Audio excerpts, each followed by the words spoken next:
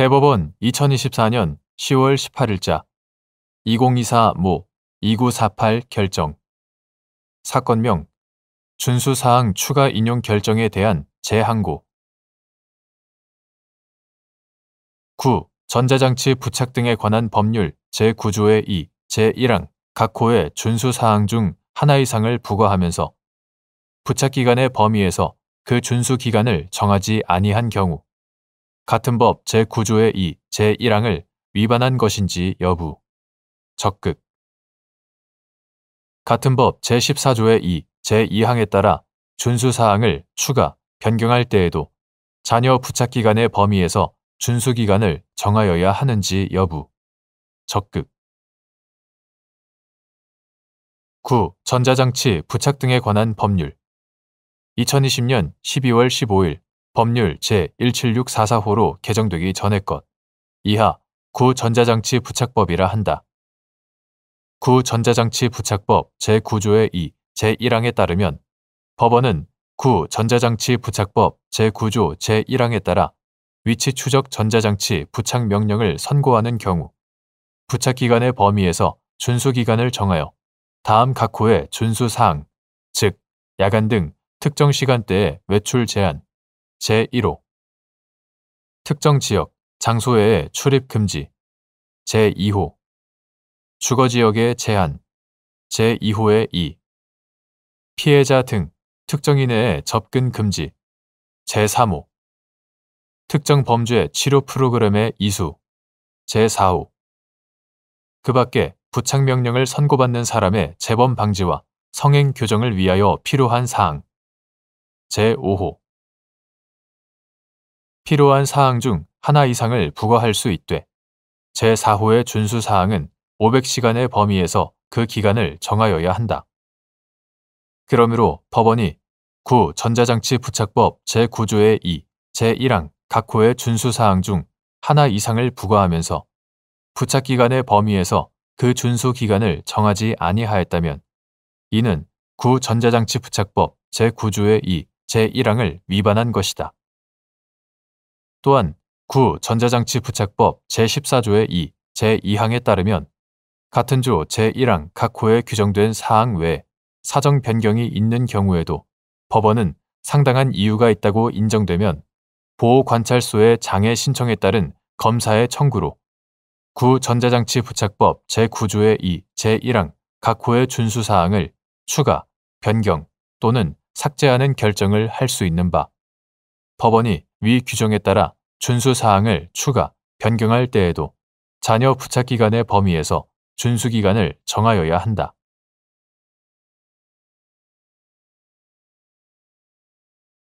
대법원 2024년 10월 25일 선고 2024도 6831 판결.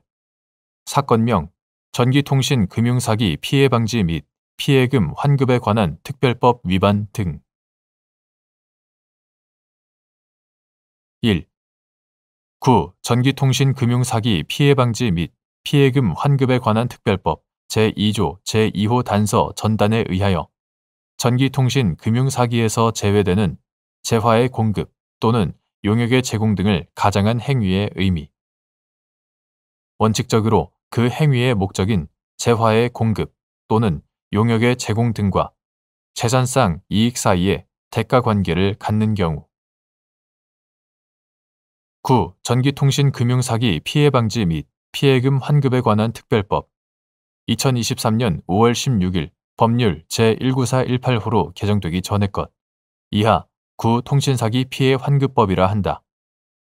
9 통신사기 피해 환급법 제2조 제2호 본문에 의하면 전기통신 금융사기란 전기통신기본법 제2조 제1호에 따른 전기통신을 이용하여 타인을 기망, 공갈함으로써 재산상의 이익을 취하거나 제3자에게 재산상의 이익을 취하게 하는 행위로서 자금을 송금, 이체하도록 하거나 개인정보를 알아내어 자금을 송금, 이체하는 행위를 의미한다. 한편 9 통신사기 피해 환급법은 제2조 제2호 단서에서 다만 재화의 공급 또는 용역의 제공 등을 가장한 행위는 제외하되 대출의 제공, 알선, 중개를 가장한 행위는 포함한다라고 하여 재화의 공급 또는 용역의 제공 등을 가장한 행위를 전기통신금융사기에서 제외하고 있다. 9. 통신사기 피해 환급법은 전기통신금융사기를 방지하기 위하여 정부의 피해방지 대책 및 금융회사의 피해방지 책임 등을 정하고 전기통신금융사기의 피해자에 대한 피해금 환급을 위하여 사기 이용 계좌의 채권 소멸 절차와 피해금 환급 절차 등을 정함으로써 전기통신금융사기를 예방하고 피해자의 재산상 피해를 신속하게 회복하는 데 이바지하는 것을 목적으로 한다. 제1조 9. 통신사기 피해 환급법은 원칙적으로 전기통신을 이용하여 불특정 타인을 기망, 공갈하여 재산상 이익을 취하는 이른바 보이스피싱을 엄단하고 일반적인 소송 절차 등을 통해서는 피해 구제가 어렵다는 인식하에 피해자들에 대한 특별한 구제, 보호 조치를 정하기 위하여 마련되었다. 이에 따라 구통신사기 피해 환급법은 그 규율 대상으로 전기통신금융사기를 정의하는 한편 제2조 제2호 전기통신금융사기 피해자들이 신속하게 피해를 전보받을 수 있도록 계좌 지급 정지 제4조 채권 소멸 제9조 피해금 환급 제10조 피해금 환급 등의 특별한 구제, 보호 제도를 두었다.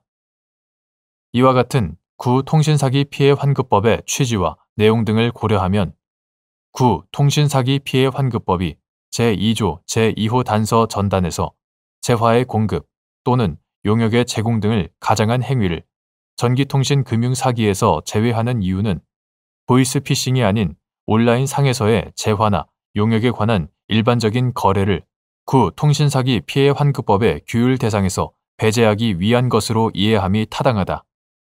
따라서 구통신사기 피해 환급법 제2조 제2호 단서 전단에 재화의 공급 또는 용역의 제공 등을 가장한 행위란 원칙적으로 그 행위의 목적인 재화의 공급 또는 용역의 제공 등과 재산상 이익 사이의 대가 관계를 갖는 경우를 의미하는 것이라고 보아야 한다.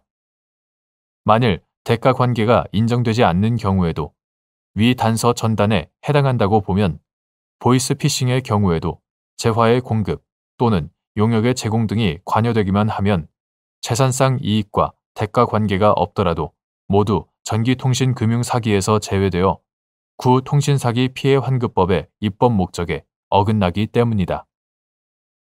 2.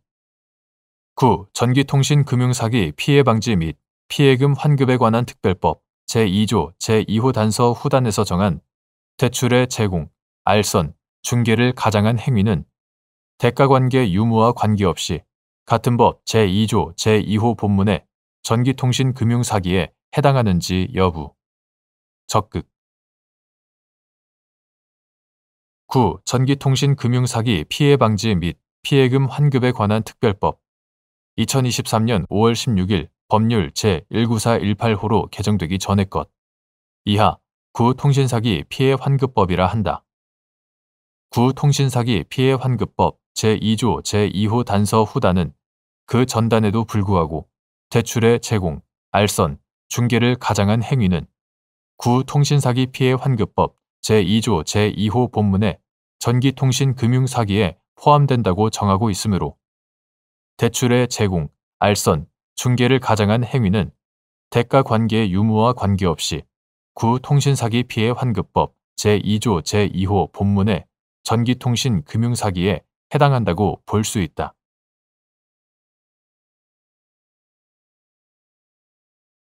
대법원 2024년 10월 31일 선고 2023도 12878 판결 사건명 명예훼손 등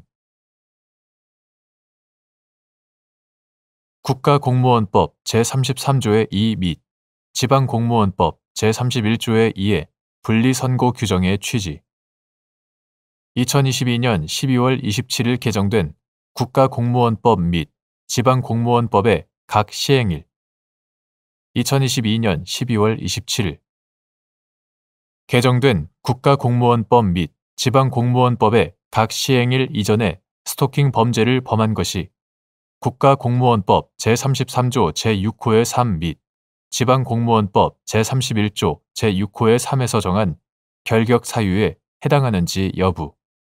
소극. 2022년 12월 27일 개정된 국가공무원법 및 지방공무원법 시행일 전에 범한 것이어서 결격 대상 범죄가 아닌 스토킹 범죄와 다른 죄의 경합범에 대하여 벌금형을 선고하는 경우 분리 선고를 정한 국가공무원법 제33조의 2 및 지방공무원법 제31조의 2가 적용되는지 여부. 소극. 국가공무원법 제33조는 결격 사유라는 표제하에 제1호 내지 제8호에 걸쳐 공무원으로 임용될 수 없는 사유를 정하고 같은 법 제69조는 당연퇴직이라는 표제하에 위 제33조의 각 호에 정한 사유가 있으면 공무원이 당연히 퇴직한다고 정한다. 지방공무원법도 국가공무원법과 유사하게 공무원의 결격 사유 제31조 결격 사유 및 당연퇴직 사유 제61조 당연퇴직 사유를 정하고 있다. 국가공무원법 제33조 제6호의 2 및 제6호의 3과 지방공무원법 제31조 제6호의 2 및 제6호의 3은 공무원이 국민의 신뢰를 바탕으로 고도의 윤리성과 준법의식이 요구되는 직업적, 신분적 특징이 있음을 고려하여 특정한 범죄, 이하 결격 대상 범죄라 한다. 결격 대상 범죄에 관한 형선고 전력을 공무원 결격 사유, 당연퇴직 사유, 공무원 결격 사유로 정하였다. 한편 국가공무원법 제33조의 2는 결격 대상 범죄와 다른 죄의 경합범에 대하여 벌금형을 선고하는 경우 형법 제38조에도 불구하고 분리 선고하여야 한다고 규정하고 지방공무원법 제31조의 2도 같은 내용의 분리 선고를 정하고 있다. 이러한 분리 선고 규정은 공무원의 결격 및 당연퇴직에 관한 규정의 입법 목적을 고려하여 공무원의 자격 유무에 영향을 미치는 결격 대상 범죄가 아닌 다른 죄가 결격 대상 범죄의 양형에 영향을 미치는 것을 최소화하려는 것이다. 국가공무원법 제33조 제6호의 3과 지방공무원법 제31조 제6호의 3은 2022년 12월 27일 개정을 통해 각각 다목을 신설하여 스토킹 범죄의 처벌 등에 관한 법률 제2조 제2호에 따른 스토킹 범죄를 결격 대상 범죄로 추가하였다. 국가공무원법 부칙 제191475 2022년 12월 27일 국가공무원법 부칙은 위와 같이 개정된 국가공무원법은 공포한 날부터 시행한다고 정하면서 제1조, 제33조 제6호의 3 및 제69조 제1호 단서의 개정 규정은 이 법 시행 이후 발생한 범죄 행위로 형벌을 받는 사람부터 적용한다 라고 정하였다. 제2조 지방공무원법 부칙 제191085 2022년 12월 27일 지방공무원법 부칙도 위와 같이 개정된 지방공무원법은 공포한 날부터 시행한다고 정하면서 제1조, 제31조 제6호의 3 및 제61조 제1호 단서의 개정 규정은 이 법 시행 이후 발생한 범죄 행위로 형벌을 받는 사람부터 적용한다 라고 정하였다. 제2조 따라서 개정 국가공무원법 및 지방공무원법의 각 시행일 2022년 12월 27일 각 시행일 이전에 스토킹 범죄를 범한 것은 국가공무원법 제33조 제6호의 3 및 지방공무원법 제31조 제6호의 3에서 정한 결격 사유에 해당하지 않는다.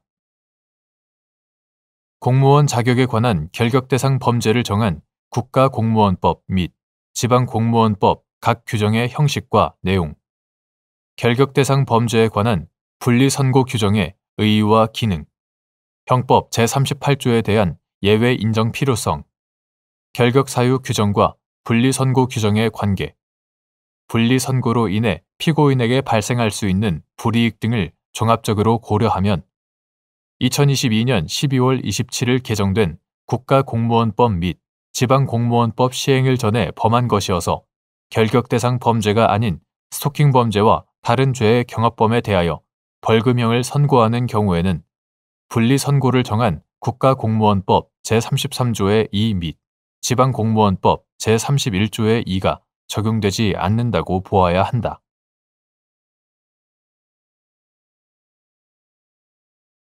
대법원 2024년 10월 31일 선고 2023도 16586 판결 사건명 공직선거법 위반 1. 어떤 표현이 공직선거법 제250조 제2항이 정한 허위사실 공표에 해당하는지 판단하는 방법 및 이때 겉으로 드러나지 않은 주관적 사정을 표현의 해석에 고려하는지 여부 소극 사실의 공표에 해당하는지 판단하는 기준 공직선거법 제250조 제2항에서 말하는 사실의 공표의 의미 및 형사처벌 여부가 문제되는 표현이 사실을 드러낸 것인지 아니면 의견이나 추상적 판단을 표명한 것인지 판단하는 방법. 공표된 사실의 내용 전체의 취지를 살펴볼 때 중요한 부분이 객관적 사실과 합치되나 세부에 있어서 진실과 약간 차이가 나거나 다소 과장된 표현이 있는 경우 이를 허위의 사실이라고 볼 수 있는지 여부. 소극 및 의견과 사실이 혼재되어 있는 표현에 대하여는 이를 전체적으로 보아 사실을 공표하였는지를 판단하여야 하는지 여부. 적극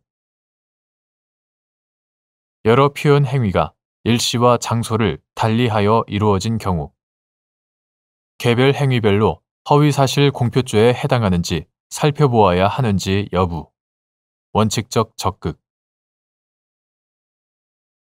어떤 표현이 공직선거법 제250조 제2항이 정한 허위사실 공표에 해당하는지 판단하기 위해서는 먼저 그 표현의 의미를 확정해야 한다.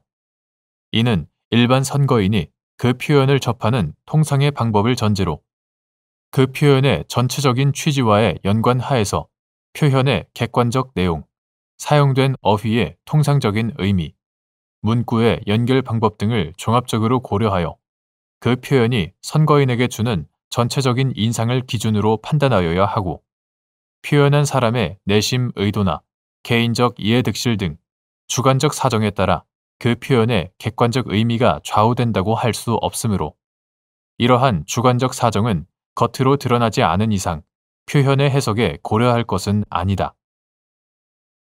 사실의 공표는 반드시 사실을 직접적으로 표현한 경우에 한정되지 아니하고 소문을 전달하거나 의혹을 제기하는 형식, 기타 간접적, 우회적인 방법에 의하더라도 그 표현의 전 취지에 비추어 어떠한 사실의 존재를 암시하고 이로써 후보자의 평가에 영향을 미칠 가능성이 있을 정도의 구체성이 있으면 충분하다. 공직선거법 제250조 제2항에서 말하는 사실의 공표란 가치 판단이나 평가를 내용으로 하는 의견 표현에 대치되는 개념으로 시간과 공간적으로 구체적인 과거 또는 현재의 사실관계에 관한 보고 내지 진술을 의미하며 그 표현 내용이 증거에 의해 증명이 가능한 것을 말한다. 형사처벌 여부가 문제되는 표현이 사실을 드러낸 것인지 아니면 의견이나 추상적 판단을 표명한 것인지를 구별할 때에는 언어의 통상적 의미와 용법, 증명 가능성, 문제된 말이 사용된 문맥과 표현의 전체적인 취지, 표현의 경위와 사회적 맥락 등을 고려하여 판단하되 헌법상 표현의 자유의 우월적 지위, 형벌법규 해석의 원칙에 비추어 어느 범주에 속한다고 단정하기 어려운 표현인 경우에는 원칙적으로 의견이나 추상적 판단을 표명한 것으로 파악하여야 한다. 공표된 사실의 내용 전체의 취지를 살펴볼 때 중요한 부분이 객관적 사실과 합치되는 경우에는 세부에 있어서 진실과 약간 차이가 나거나 다소 과장된 표현이 있다 하더라도 이를 허위의 사실이라고 볼 수 없고 의견과 사실이 혼재되어 있는 표현에 대하여는 이를 전체적으로 보아 사실을 공표하였는지를 판단하여야 한다. 여러 표현 행위가 일시와 장소를 달리하여 이루어진 경우에는 특별한 사정이 없는 이상 개별 행위별로 허위사실 공표죄에 해당하는지 살펴보아야 한다. 2. 선거에서 정책 공약이나 이를 비판, 검증하는 표현은 보다 폭넓게 보호될 필요가 있는지 여부. 적극. 후보자들이 정책 공약이나 이를 비판, 검증하는 과정에서 한 표현에 포함된 일부 표현을 근거로 그 전체적인 취지나 맥락에서 벗어나 사후적인 해석을 가미하여 형사처벌의 기초로 삼는 것이 선거 과정에서 장려되어야 할 표현을 지나치게 위축시키거나 봉쇄하는 것인지 여부. 적극. 선거에서 정책 공약을 내세우거나 이를 비판, 검증하는 것은 정책 공약을 매개로 한 후보자와 유권자 간 소통과 공론의 장을 열어 선거를 정책 경쟁의 장으로 형성함으로써 대의민주주의가 실질적으로 작동할 수 있도록 함으로 정책 공약이나 이를 비판, 검증하는 표현은 보다 폭넓게 보호될 필요가 있다. 그리고 공직선거의 후보자들은 제한된 선거운동 기간 동안 한정된 정보나 자료에 기초하여 유권자들에게 필요한 관점을 제시하고 평가를 구하여야 하는 지위에 있고 후보자들 간의 공방을 지켜보는 유권자들은 위와 같은 후보자들의 현실적 상황이나 선거라는 사회적 맥락을 고려하여 후보자들의 주장 취지를 이해하기 마련이다. 그러므로 후보자들이 정책 공약이나 이를 비판, 검증하는 과정에서 한 표현에 포함된 일부 표현을 근거로 그 전체적인 취지나 맥락에서 벗어나 사후적인 해석을 가미하여 형사처벌의 기초로 삼는 것은 선거의 공정이라는 목적에 비추어 보더라도 선거 과정에서 장려되어야 할 표현을 지나치게 위축시키거나 봉쇄하는 것이라고 하지 않을 수 없다. 3. 후보자 등이 후보자 토론회에 참여하여 질문, 답변을 하거나 주장, 반론을 하는 경우 공직선거법 제250조 제1항에 의하여 허위사실 공표죄로 처벌할 수 있는지 여부. 원칙적 소극.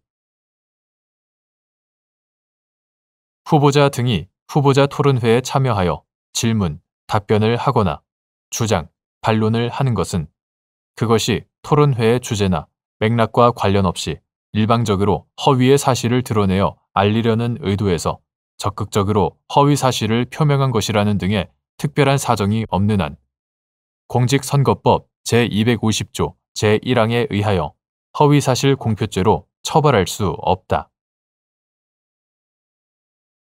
4. 피고인들은 전국 동시지방선거에 출마한 후보자 갑과 갑의 선거대책위원회 정책위원장, 자원봉사자가 라디오 토론회 및 TV 토론회에서의 각 발언과 선거 과정에서 작성, 배포한 카드뉴스 및 보도자료를 통하여 상대 후보자인 의리, 지역산림조합장과 지역축제 추진위원장 재직기간 투기 목적으로 집중적으로 병공원 주변 토지를 매입하였고 을의 선거 공약인 병공원 국가정원 추진사업은 투기 목적에서 비롯된 것처럼 인식하도록 을에게 불리한 허위 사실을 공표하였다는 이유로 공직선거법 위반으로 기소된 사안에서 공소 사실을 유죄로 인정한 원심 판단에 법리 오해에 잘못이 있다고 한 사례.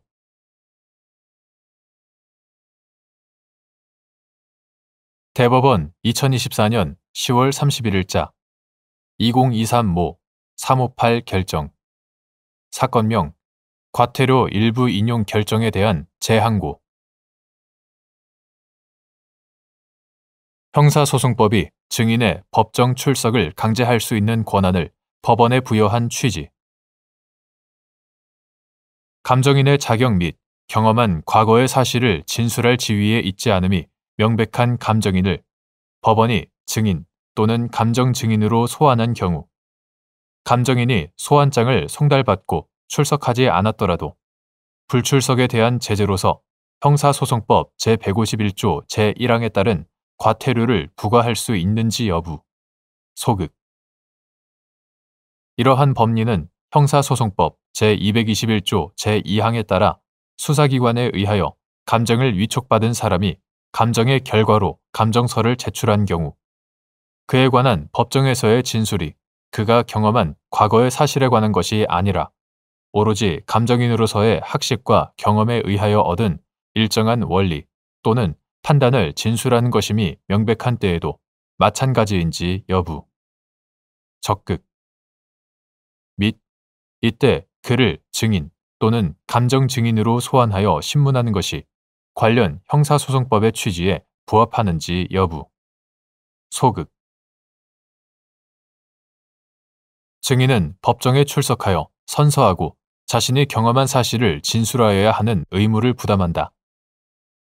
법원은 소환장을 송달받은 증인이 정당한 사유 없이 출석하지 아니한 경우에 당해 불출석으로 인한 소송 비용을 증인이 부담하도록 명하고 500만 원 이하의 과태료를 부과할 수 있으며 형사소송법 제151조 제1항 전문 정당한 사유 없이 소환에 응하지 아니하는 경우에는 구인할 수 있다. 형사소송법 제152조 형사소송법이 증인의 법정 출석을 강제할 수 있는 권한을 법원에 부여한 취지는 다른 증거나 증인의 진술에 비추어 굳이 추가 증인 신문을 할 필요가 없다는 등 특별한 사정이 없는 한 사건의 실체를 규명하는 데 가장 직접적, 핵심적인 증인으로 하여금 공개된 법정에 출석하여 선서 후 증언하도록 하고 법원은 출석한 증인의 진술을 토대로 형성된 유죄, 무죄의 심증에 따라 사건의 실체를 규명하도록 하기 위함이다. 한편 감정인은 특정한 분야의 특별한 학식과 경험을 가진 사람으로 그 학식과 경험에 의하여 알고 있거나 그 전문적 학식과 경험에 의하여 얻은 일정한 원리 또는 판단을 법원에 진술, 보고한다. 감정에 관하여는 형사소송법에 증인에 관한 규정이 준용되나 감정인이 소환에 응하지 않더라도 구인할 수는 없다. 형사소송법 제177조 감정인이라 하더라도 특별한 지식에 의하여 알게 된 과거의 사실에 관하여 진술하여야 하는 경우에는 증인의 지위에 해당하는 감정 증인으로서 증인 신문 절차에 따라 신문하여야 하나. 형사소송법 제179조 감정인이 감정을 하여 감정서 형사소송법 제171조 제1항 감정서를 제출한 경우에 그 기재된 의견에 관한 설명을 추가로 듣는 절차 형사소송법 제171조 제4항 추가로 듣는 절차 등은 감정인이 과거의 사실을 진술하는 지위에 있지 않은 이상 증인신문이 아니라 형사소송법 제1편 제13장의 감정에 관한 규정에 따라 소환하여 진행하는 감정인 신문으로 하여야 한다.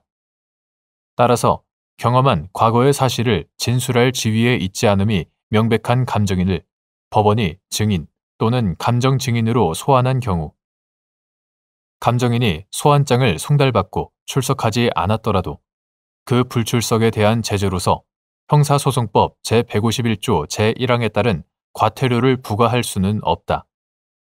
이러한 법리는 법원으로부터 감정의 명을 받아 형사소송법 제169조 내지 제177조에서 정한 선서 등 절차를 거쳐 감정을 행한 감정인에게 적용됨은 물론 형사소송법 제221조 제2항에 따라 수사기관에 의하여 감정을 위촉받은 사람이 감정의 결과로 감정서를 제출한 경우 그에 관한 법정에서의 진술이 그가 경험한 과거의 사실에 관한 것이 아니라 오로지 감정인으로서의 학식과 경험에 의하여 얻은 일정한 원리 또는 판단을 진술하는 것임이 명백한 때에도 마찬가지로 이때에는 필요한 범위 내에서 형사소송법 제1편 제13장의 관련 절차를 거쳐 감정인 신문으로 하여야 할 것이다.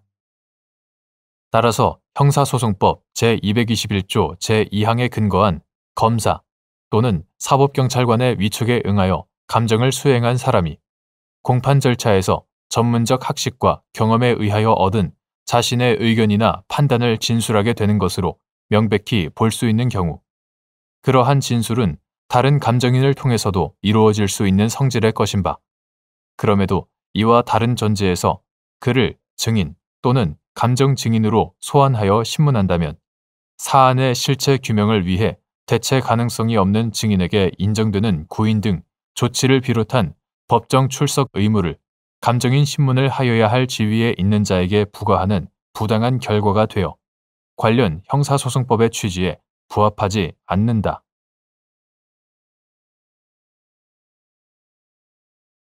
대법원 2024년 10월 31일 선고 2024도 8903 판결 사건명 도로교통법 위반 1. 자동차 운전면허 대장상 벌점의 배점만으로 그 무효 확인 또는 취소를 구하는 소송의 대상이 되는 행정처분인지 여부 소급 및 도로교통법 시행규칙 별표 28에 정한 사유가 있는 경우 당해 사고 또는 위반으로 인한 벌점이 삭제될 수 있는지 여부 적극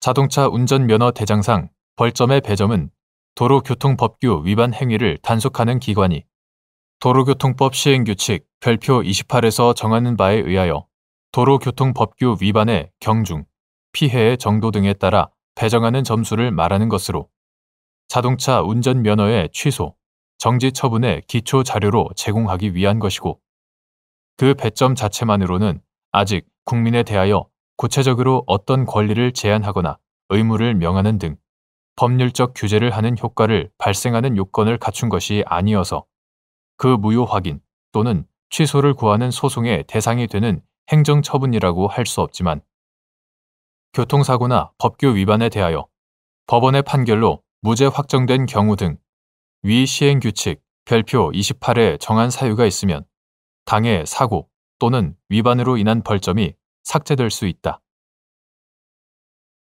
2.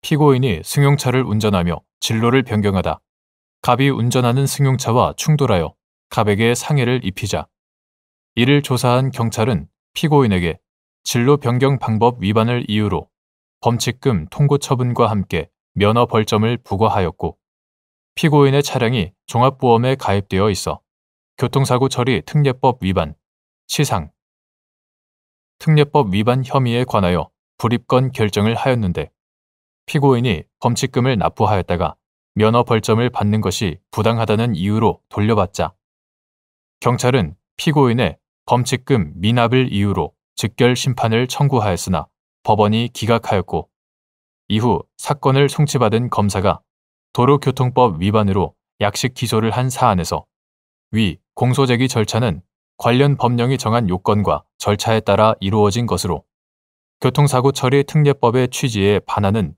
위법이 있다고 보기 어렵다는 이유로 이와 달리 본 원심 판단에 법리 오해에 잘못이 있다고 한 사례